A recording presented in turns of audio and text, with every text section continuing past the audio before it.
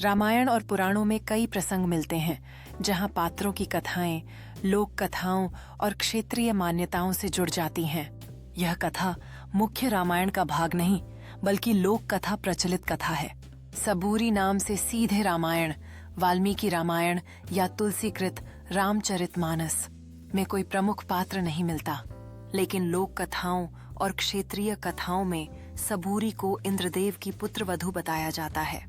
सबूरी की कथा लोक कथा के अनुसार कहते हैं, त्रेता युग के समय अयोध्या में जब श्री राम वनवास पर गए थे, तब रास्ते में उन्हें कई संत, ऋषि और दिव्य व्यक्तियों का आशीर्वाद मिला।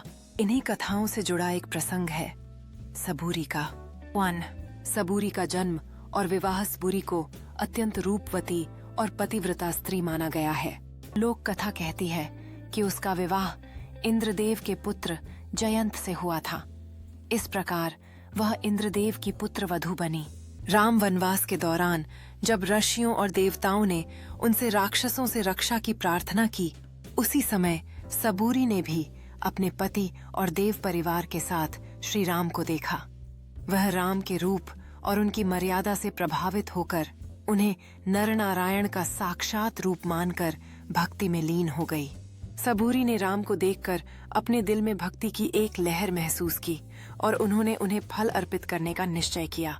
इससे यह दर्शाया कि सच्ची श्रद्धा किसी भी रूप में हो सकती है। कथा में बताया जाता है कि सबूरी ने जीवन भर पति और परिवार के प्रति अटूट निष्ठा रखी।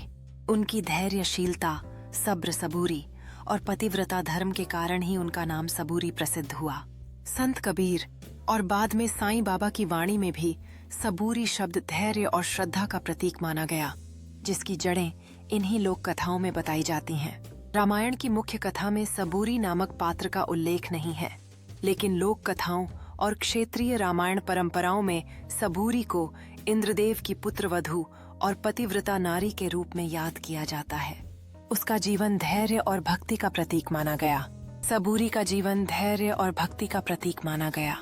इस प्रकार सबूरी की कहानी न केवल धैर्य और समर्पण का प्रतीक है, बल्कि यह हमें प्रेरित करती है कि हम अपने जीवन में भी ऐसे गुणों को अपनाएं